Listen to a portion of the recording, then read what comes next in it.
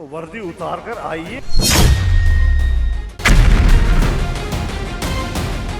पाकिस्तान के लिए एक बहुत बुरी खबर सामने आई है। पाकिस्तान के एक मौलाना ने एक ऐसा दावा किया है जिसने भारत को इस वक्त खुश कर दिया। भारत चुपचाप खामोशी से पाकिस्तान में हो रही इस बड़ी घटना को देख रहा है। मौलाना डीजल ने ऐसी आग लगाई है पाकिस्तान के अंदर जिसके बाद मुनीर की वर्दी उतरने वाली है। सांसद मौलाना फजलुर रहमान ने कैसे भारत को बहुत बड़ी खुशखबरी दी है, उनका बयान आपको सुनवाएंगे, लेकिन उससे पहले आपको खबर क्या है वो बता देते हैं। दरअसल बता दें कि सांसद मौलाना फजलुर रहमान ने बलूचिस्तान को लेकर एक बहुत बड़ा खुलासा कर दिया जिसके लिए पाकिस्तान खुद तैयार नहीं था। पीओके में बवाल तो रुक ही नहीं रहा और उसी बीच अब ये खबर सामने आई है कि मुनीर की वर्दी कभी भी उतर सकती है। क्या पाकिस्तान में जो आर्मी चीफ है उनकी कुर्सी अब जाने वाली है? क्यों ये चर्चा पाकिस्तान में इस वक्त भयंकर बवाल खड़ा कर रही है?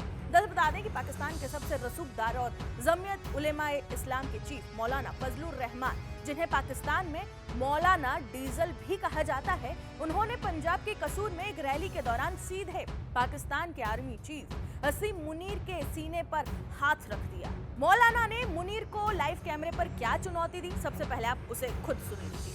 अगर सियासत करनी है तो वर्दी उतार कर आइए, इलेक्शन में हिस्सा लीजिए, पता चल जाएगा कि वर्दी वाले को लोग क्या वोट देते हैं। ये आपका इख्तियार है कि आप जिसको चाहेंगे हुकूमत देंगे और जिससे चाहेंगे हुकूमतें छीन लेंगे। मैं कोई लश्कर नहीं बनाऊंगा।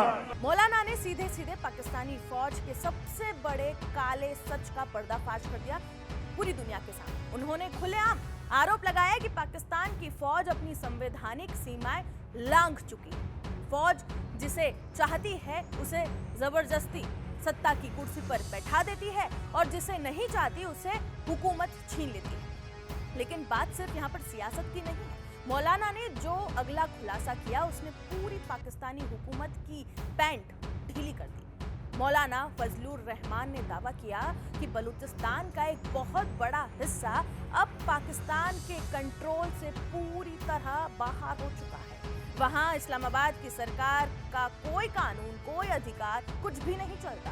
बलूच एक्टिविस्ट सालों से जो बात पूरी दुनिया को चिल्ला चिल्ला कर बता रहे थे, आज उस पर खुद पाकिस्तान के सबसे बड़े मौलाना ने मुहर लगा दी। और ये आग अब सिर्फ बलूचिस्तान तक नहीं रुकेगी, बल्कि खैबर पख्तूनख्वा यानी कि पश्तूनों का इलाका भी पूरी तरह खून खराबे में डूब चुका है।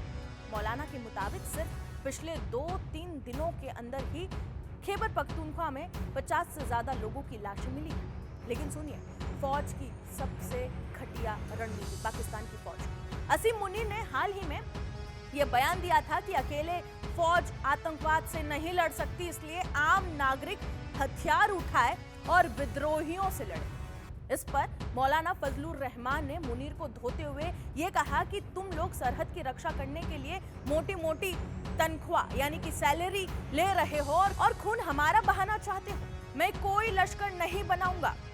तुम अपनी फौज की नाकामी को छिपाने के लिए हमारे आम लोगों को अपनी वाली पीढ़ियों की दुश्मनी के लिए कुएं में धकेल रहे हो। यानी पाकिस्तान अब अंदर से पूरी तरह खोखला हो चुका है। बलूचिस्तान हाथ से गया, खैबर पख्तूनख्वा में लाशें बिछ रही है, पीओके हाथ से जा रहा है और मुनीर अपनी कुर्सी बचाने के लिए आम नागरिकों को मरने के लिए छोड़ रहा है।